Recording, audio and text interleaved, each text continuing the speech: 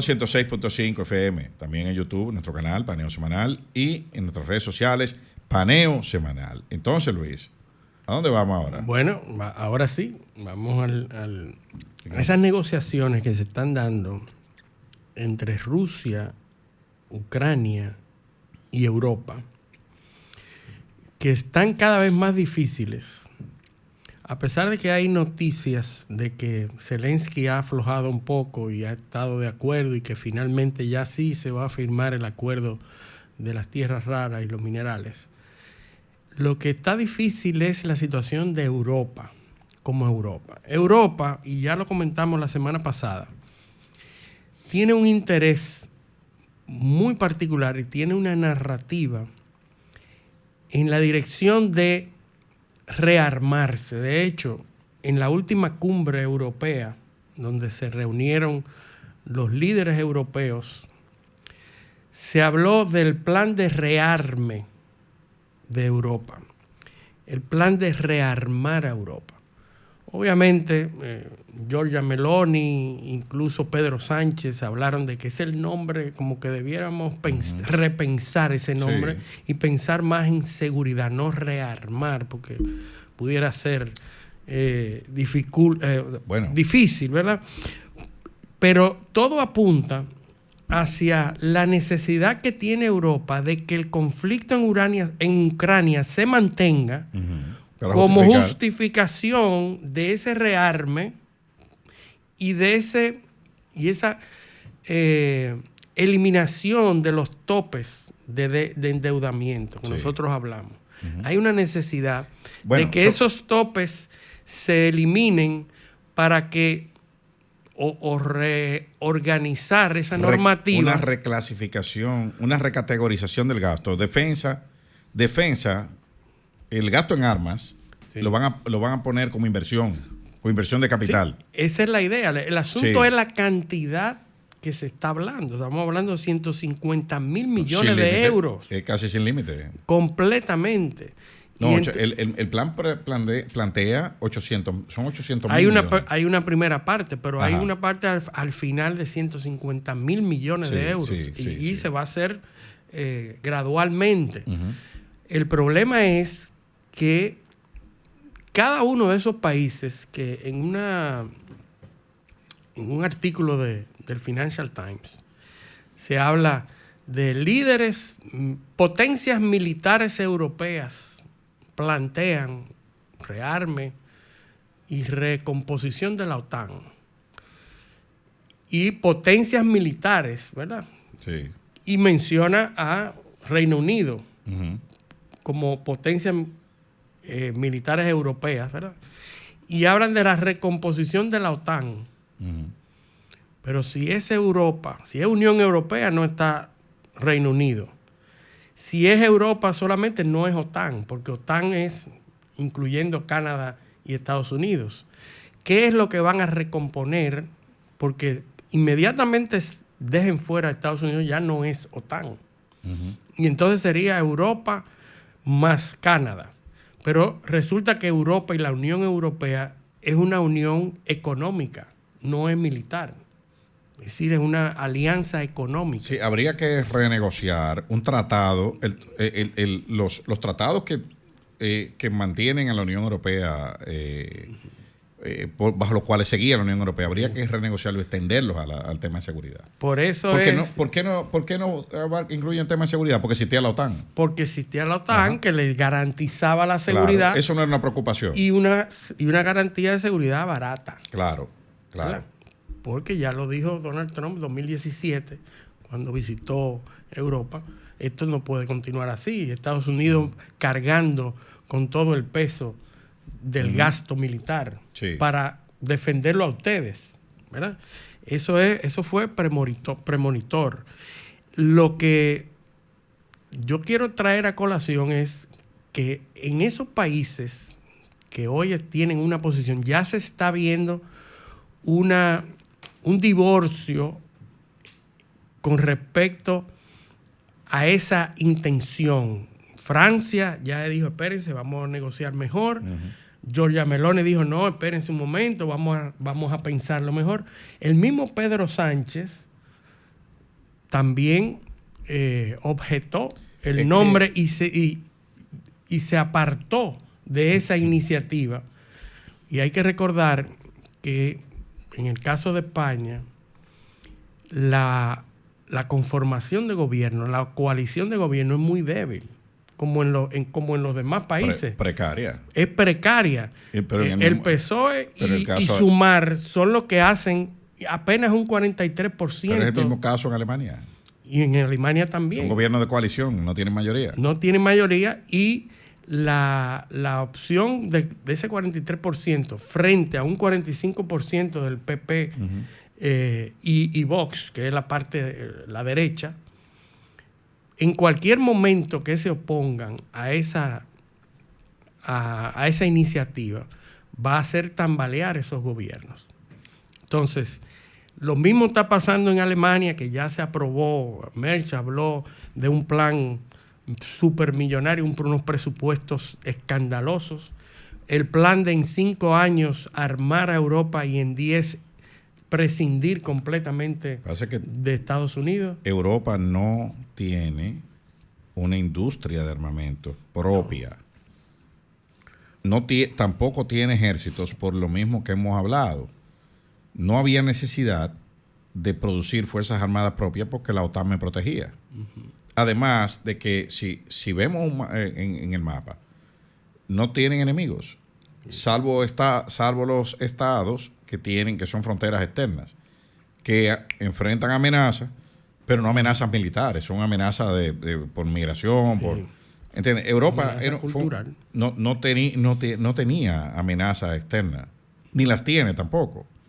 Entonces, ¿para qué yo voy a armar un ejército en España? ¿Para pelear con Francia, que no es mi enemigo? ¿O en Francia, para pelear con quién? ¿Con Alemania? Sí. O sea, yo tengo la fuerza mínima para que me permita proteger mi territorio en ultramar, los territorios en África, en el caso francés, y así por el estilo. O sea, no es un... Ahora habría que, primero, buscar recursos humanos. En las Fuerzas Armadas, en Alemania, por ejemplo, hay una campaña para ver si se logra reclutar 20,000 militares. Y cuando las encuestas que hacen en la juventud, nadie quiere. No, en esta generación es muy difícil vender esa idea. Nadie quiere. Incluso se está hablando en algunos lugares de instalar el servicio militar obligatorio. Sí. Para forzar. Lo cual ahí va a haber problemas porque son países donde los conceptos de derechos fundamentales están muy desarrollados. Sí. Donde hay todo un acervo jurisprudencial de objeción de conciencia hasta cuántas cosas usted se puede imaginar. Que van contrario, en dirección contraria a lo que se quiere ahora. Claro, porque tú le has dicho a un continente desde el 1945, que se acabó la Segunda Guerra Mundial, que tú no necesitas eso. Sí. O sea, estamos hablando de 80 años sin ningún tipo de conflicto. Sí. Y ahora tú le vas a meter en la cabeza a la gente que ya son nietos. No, y los derechos humanos de cuarta y quinta generación. Claro. Que a pesar de eso, una de las zonas geográficas, una de las regiones donde más cuidado y normas hay para la expresión y difusión del pensamiento. Sí, Ahora mismo, pudiera ser una idea contraria a lo que estamos hablando. En Europa, en muchos países de Europa, en Alemania, te pueden ir a coger preso por expresar una idea de odio, por decirla. Pero imagínate, por pararte frente a una clínica que hace abortos y tú te paras a orar, supuestamente, ¿verdad? Te pones en la puerta y haces una acción de orar ante las víctimas. Eso puede acarrear prisión y multa. Luis, no te vayas más lejos. En un continente donde la libertad, el respeto a la voluntad democrática y los valores democráticos se han afianzado tanto a nivel doctrinario como en la práctica, que tenga que recurrir a regular, a implementar regulaciones que le permitan anular resultados electorales porque no le gustan, Sí. o a partidos que tienen Porque ideología. van contraria a Exacto. la- Entonces, a la como acaba narrativa. de pasar Rumania. en Rumania, Sí. que acaban de meter preso al candidato, de anular. Cuando ya eso se está regulando Sí. y abriendo esa posibilidad y patrocinando manifestaciones contra gobiernos que no le gustan. Bueno, y hay algo, porque vamos a hablar de lo que yo te enviaba de las, Sí. de las B, de las primaveras, Claro. de las capitales. Las capitales con los B. Hay una parte de las discusiones de esa cumbre europea en donde se está promoviendo el uso del euro digital, una criptomoneda que respalda igual que el dólar digital que existe ya, pero la emisión de moneda digital para regular operaciones económicas o para ejercer, utilizar operaciones económicas en base al euro digital. ¿Qué implica eso? Todos conocemos las facilidades de lo que pudiera ser una criptomoneda, pero hay subyacente a estas facilidades una idea de control. Cuando tú tienes una moneda digital regulada por una entidad europea, por ejemplo, tú tienes acceso a todo y cuánto se usa esa moneda. Claro. Tú tienes el control de cómo y cuándo se usa y en qué cantidades. Y puedes determinar políticas sociales y políticas de uso en función de los intereses unificados de la Unión Europea. Es decir, que si eso se llegara a implementar, la Unión Europea tendría el control total de cómo y cuándo se usa esa moneda. O sea, que es restringiendo la libertad. Completamente. A O sea, que pesar... entonces no sería una primavera, sería como una especie de otoño, ¿no? Mira, hay una parte orwellística metida ahí que es alarmante. Ajá. Hay la posibilidad de que si eso se implementa, los gobiernos o la Unión Europea tenga la capacidad de decir cuánto vale el dinero que tú tienes ahí, Sí. dónde lo debes utilizar, cuándo lo debes mover y todo lo demás, y qué puedes hacer y qué no puedes hacer con eso. Eso es el máximo nivel Casi nada. de el control de las operaciones económicas. Casi nada. Casi nada, ¿verdad? Sí. Entonces, esto pudiera ir en contra de las teorías de libertad y de progresismo de las ideas en Europa. Algo completamente alarmante. Ahora bien, se está dando, porque estamos en unos tiempos muy, muy característicos, en varias ciudades de Europa.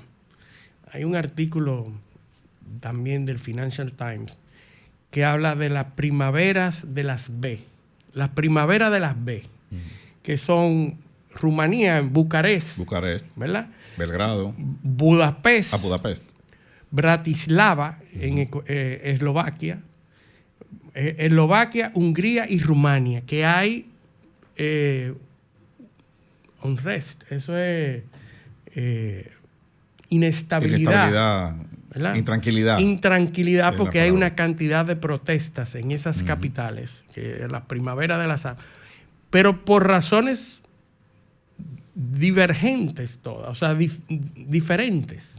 Razones por una regulación anti-gay, en otra por una normativa, en otra por las elecciones. Es decir, ahora mismo hay un auge de protestas en esas ciudades y tú te preguntas cuál es el denominador. El hilo conductor. El hilo conductor es lo mismo que aquí, lo mismo que las marchas verdes. Cuando tú ves debajo de todo eso es unir una intención con un sentir de una población. Claro. tú quieres hacer algo, pero tú utilizas un elemento... Sí, porque la protesta todas tienen un trigger. O sea, hay un elemento que es el que la desata. Que debe ser, que es el inicial, que ese la tienen, y entonces tú... Pero después eso va evolucionando para lograr lo que tú quieres. Y degenera en otra cosa. Exactamente. Eso fue lo que pasó en Chile, por eso ganó Boric las elecciones. Exactamente. Eso fue lo que pasó en Colombia, por eso ganó Petro las elecciones, porque fueron en ese mismo ambiente. Y eso se da en el mundo entero. Aquí pasó lo mismo también. Exactamente. Con alguna diferencia, pero más o menos pasó igual. Y fíjate cómo es, habiendo una llama, le rocían combustión. Lo que comienza por una razón termina siendo por otra. Por otra, correcto. Al final, un derrocamiento del gobierno. Sí. Pues, ¿tú te acuerdas que en Chile comenzó porque subieron los pasajes del metro? Y en Colombia también pasó eso. Y en Colombia empezó más o menos por algo igual. ¿Y en qué terminó eso? Y aquí comenzó por unas elecciones y terminó siendo una lucha. Exactamente. Entonces, al final, eso se está dando ahí. En Georgia también está pasando lo mismo. Los países que necesitan lograr la nueva guerra, la nueva estrategia de guerra, se hace a través de la propaganda. ¿Verdad? Antes tú invadías, ahora tú lo que haces es que utilizas los medios e inviertes millones de dólares en los influencers, en las redes sociales, en todos esos triggers, en todas esas personas que influencian a la población. Ya lo vimos en las elecciones norteamericanas. La cantidad de dinero que Rusia invirtió. Es una guerra híbrida. O sea, el pasar a operaciones de campo y eso es un último recurso. Es un método, se inventó la primavera árabe, que comenzó en Túnez y terminó en Egipto. Por eso le están llamando la primavera de las B. Y lo que pasó en Ucrania en 2014 con la revolución del Maidán. El Maidán, correcto. Es lo mismo, es a través de las redes sociales. Así mismo es. El Maidán, que ya sabemos por informaciones la cantidad de dinero que se invirtió. Claro. En esa revolución. Que invirtió la CIA. Que invirtió la USAID.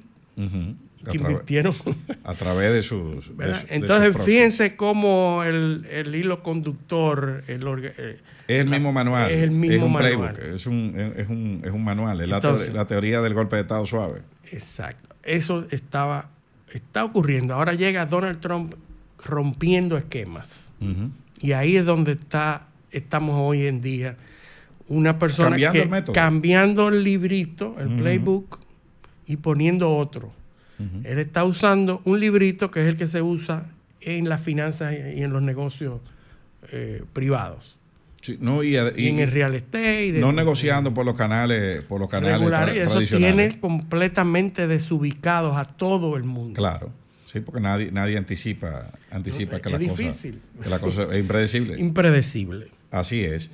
Pero yo creo que es momento de oír Vamos a oírlo. A nuestro público. Así que, Stalin, adelante. Comunícate 809-540-1065. 1-833-610-1065 desde los Estados Unidos. Sol 106.5, la más interactiva.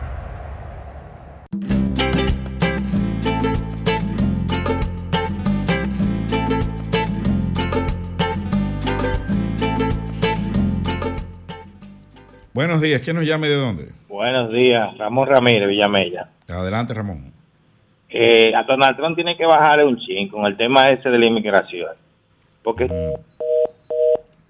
Es lamentable que se fue. Como todo, siempre hay gente contenta, hay gente que está inconforme con el tema de la migración, pero realmente Estados Unidos tiene que tomar medidas. Las cosas no podían seguir como estaban. Mira, aquí está Homero Bruguera. Exacto, eso mismo iba a decir. Adelante, dale. Homero Bruguera dice, ¿puedes tocar el tema Dodge versus Administración del Seguro Social en Estados Unidos? Bueno, una de los grandes temas que hay en Estados Unidos es el manejo de la Administración de Seguro Social, Social Security Administration. Que no es la primera vez que se pone en tela de juicio la eficiencia. Ya vimos unas declaraciones desde cuando Obama, y están por ahí ese discurso en YouTube, donde él hablaba de todas las deficiencias que tenía el sistema del Seguro Social y que él prometió hacerlo más eficiente. El asunto es que ahora la forma... Bueno, se han detectado en un primer sondeo una cantidad importante de personas con más de 120 años que están cobrando el Seguro Social de Estados Unidos. Sí, ahí salió una lista de los que tienen 300 años, los que tienen 200 y los que tienen 130. Sí, 130 años. Sí. Gente que está cobrando, por lo menos están cobrando. Sabemos que no están vivos. Sí, no pueden. Y están cobrando. Hay una parte importante, hay otros que que han sido dados de baja estando vivos, que es un número importantísimo también. Pero hay algunos que no están conformes con esta situación, están alegando que la data, o sea, darle acceso, que el acceso, el control de la data que hay en Seguro Social es un paso previo a su privatización. Algunos lo están viendo de esa manera, otros tienen, vamos a decir, aprehensiones por el tema de en qué manos va a quedar, qué van a hacer con esa información. Sí, prácticamente están hablando del método, de la formalidad que implica el acceso a una información tan delicada del gobierno y que esté como cabeza el líder de una empresa privada, ¿verdad? Sí. Y que como empresa privada ha llamado a algunos expertos a manejar esa data y pudiera haber problemas de que parte de esa información pueda filtrarse a compañías privadas, una data muy valiosa. Yo en lo particular no le daría crédito a todas las informaciones que salen de ese nuevo departamento de eficiencia gubernamental, porque son datas preliminares, es decir, lo que cree que está pasando.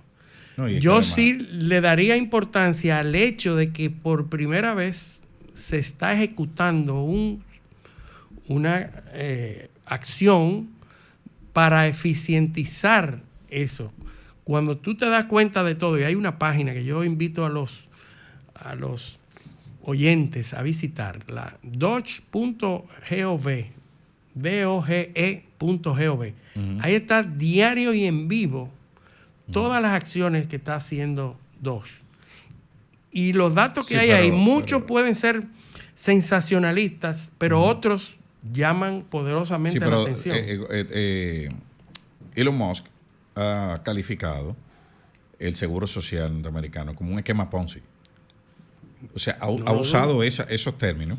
Sí. Y cuando tú, o sea, todo el mundo, mucha gente sabe lo que es un esquema Ponzi, que es un tema fraudulento. De captación de recursos. O sea, al tú emitir ese tipo de juicio de valor, ya obviamente lo que es lógico que se generen aprehensiones de un grupo que entiende que es lo que quiere descuartizar la estructura, destruirlo. Sí. Pero parece que tenemos una avería en el teléfono. Así que vamos a pedirle excusa a nuestros oyentes y que nos pregunten por YouTube si lo que quieran. O sea, que interactúen por YouTube porque el teléfono parece que se bueno, un saludo a Pedro Ureña, que siempre nos escribe por YouTube. Emilio Ernesto Filpo, que es un gran amigo. Sí. Beatriz Bedoya. Pedro Rodríguez, exacto. Joe Batts. Que siempre fijo con nosotros. Fijo, así es. Bueno, y esa es la situación. Elon Musk es muy parecido a Donald Trump en sus utilizan Bueno, prácticamente pero el imagínate. mismo método para lograr cosas. Son panas. Por eso es que han tenido esa afinidad, porque utilizan las mismas estrategias para lograr objetivos financieros. Ya por primera vez en 3 años, creo que tiene que adquirió la red Twitter, por primera vez está valorada en lo mismo que él la compró.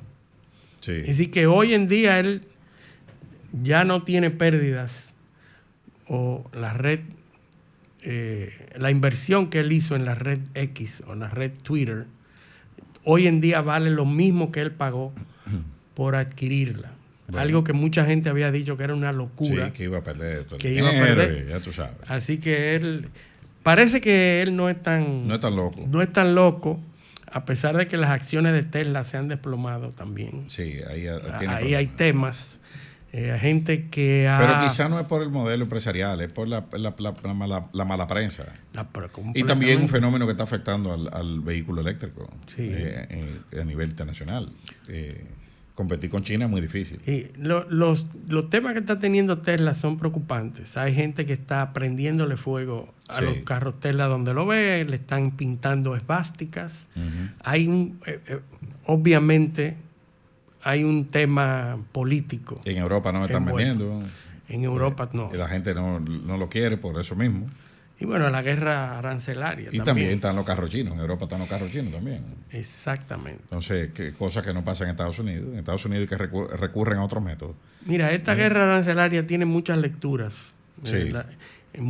Ahí vimos una información de que Japón, Corea del Sur y China se han reunido para acordar temas económicos entre ellos. Hay que decir una cuestión sobre China.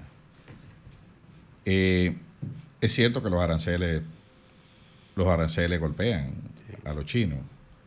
Ahora, no tanto como se cree, No. porque esa economía está preparada para eso. De hecho, el 16% de las exportaciones chinas van a Estados Unidos. El otro 84% va al resto del mundo. Al resto del mundo. Está más preparada para reaccionar ante esto. La Unión Europea es el 18% del comercio con China. O sea, los europeos le compran más a los chinos que a Estados Unidos. Sí. O sea que... Y esa guerra pudiera empujar Ujú. a un mayor acercamiento entre China y Europa. Sí, claro, pues por eso los chinos están tranquilos mirando lo que pasa en Ucrania y Rusia, y te dije hace unos días que están tranquilos porque están esperando el desenlace para entrarle a Taiwán. Esta semana vimos unas noticias Sí. de que incluso hay analistas que le están poniendo esta fecha a lo de Taiwán. Sí. Están hablando de 2027. Hay unos vuelos de unos aviones supersónicos. Se está hablando de 2027 con Taiwán. O sea, una funcionaria del Ministerio de Relaciones Exteriores chino dijo Yo creo que lo de la unificación es irreversible. Conociendo la personalidad de Donald Trump, Ujú. siempre y cuando esas empresas se establezcan en Estados Sí. Unidos, él no va a tener ningún reparo Él va- en dejar que los chinos ocupen eso Taiwán. va a pasar cuando Estados Unidos alcance la autosuficiencia en producción de chips. Inmediatamente Estados Unidos produzca los chips que necesita, le entrega Taiwán a los chinos. Sí. Y la otra que dijimos aquí hace un tiempo. Viste que están negociando con Chevron Sí. para Exacto. la licencia.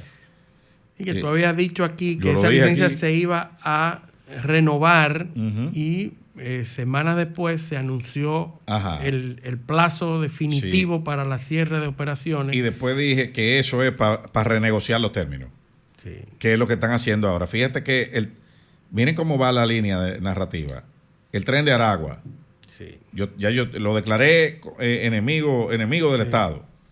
Lo estoy mandando para las cárceles de El Salvador. Entonces, el gobierno de Venezuela no lo quería recibir. Sí. Pero yo tengo la licencia aquí. Sí. Si llegamos a un acuerdo y tú lo recibes, yo te doy tu licencia otra vez. Eso es. Bueno, ya Venezuela se está preparando Ajá. para recibir. Exactamente. Ya Venezuela va a decir que sí, que lo va a recibir, y tú verás que le van a dar la licencia de Chevron otra No, vez. y bajo las condiciones que están siendo deportados a El Salvador. Porque es que es demasiado rentable comprar petróleo en Venezuela. Sí. Tú le compras y no le pagas, te queda con el 80% del dinero en tus bancos. Sí. Tú no tienes que sacar, o sea, tú saca el petróleo, te lo lleva para Estados Unidos y te queda con el 80% del dinero porque no se lo puede entregar a PDVSA. Por la misma medida. Pero a Entonces, PDVSA también le conviene. Obviamente, porque con ese 20 ellos resuelven. Es 20% o cero. A ellos les conviene. Con ese 20 también lo venden a petroleras de la India. Por ejemplo, ahora salió una información de que vende su petróleo a compañías de la India a muy buen precio. Como contraparte a la renovación de la licencia de Chevron, se dice, bueno, vamos a compensar ahora con sanciones al petróleo que Venezuela le vende a otras personas, no a Chevron, a otras. Pero es lo que decíamos, no es verdad que Estados Unidos va a permitir que el país que tiene la mayor reserva de petróleo no tenga ningún tipo de negocio con ellos. Porque si tú cierras todo, es lo mismo que Trump aplica la misma lógica que está aplicando con Putin. Dice, pero ¿cómo? Nosotros lo que tenemos que hablar. O sea, para que esto se resuelva hay que hablar. Si tú cortas toda la vía de comunicación, entonces ya no hay solución. Lo dijo en una entrevista, dice, claro, no renovarle a Chevron o cerrar las operaciones de Chevron le perjudica más a los Estados Unidos. Exactamente, eso no tiene sentido. Entonces, por eso iba ahí. Y el último tema que no se nos puede quedar es el tema de Israel, de la destitución del jefe de inteligencia. Sí. Ronen Bar. Netanyahu lo destituyó y la Suprema Corte de Justicia israelí lo repuso en el caso. Dijo, no, este hombre tiene que quedarse ahí. Y lo destituyó y dijo públicamente, yo no confío en él. Que es el mismo jefe de inteligencia de octubre. Del 7 de octubre. Del 7 de octubre. Exactamente. Es decir, si en algo falló Israel fue en no detectar a tiempo o no detectar nunca que eso se estaba gestando. Y ese es el mismo jefe de inteligencia que ha permanecido, que un juez frizó esa destitución. Sí, yo no sé si se va a dar o no, parece que sí. Se va a dar a partir de abril, eso se va a ejecutar. Pero lo que enseña esto, lo que demuestra esto es un cisma interno en el gobierno de Israel. Lo que hemos dicho que Israel es un país políticamente dividido, donde Netanyahu tiene problemas de gobernabilidad interna, porque la mayoría de los israelíes no aprueba lo que se está haciendo, temen por la vida de los rehenes, que es lo principal. Bueno, desde hace mucho tiempo volvió a bombardear Hezbollah en el Líbano, hace unos días. Sí, y lo que se está haciendo ahí, señores, en términos proporcionales, es preocupante. En Gaza se han lanzado más bombas que en Berlín en la Segunda Guerra Mundial. O sea, del 39 al 45, en 6 años, en Gaza, Gaza lleva ya más de 50.000 toneladas de explosivos. El área de Berlín es un área mucho más extensa que Gaza. El promedio de explosivos por kilómetro cuadrado son como 140 toneladas de explosivos por kilómetro cuadrado. O sea, una tonelada son 2.000 libras. Estamos hablando de 280.000 libras de explosivos por kilómetro. Se han lanzado ahí. O sea, lo que ha pasado ahí es una cuestión inenarrable. Con, ya ustedes saben, la cantidad de decenas de miles de muertos que van. Entonces, la verdad es que es difícil apoyar una cosa así. No, y sobre todo el cierre de las ayudas humanitarias. Claro. Eso es injustificable. Claro, eso es así. Pero bueno, tenemos que irnos a la pausa. Esto es Paneo Semanal. No le cambien. Un paneo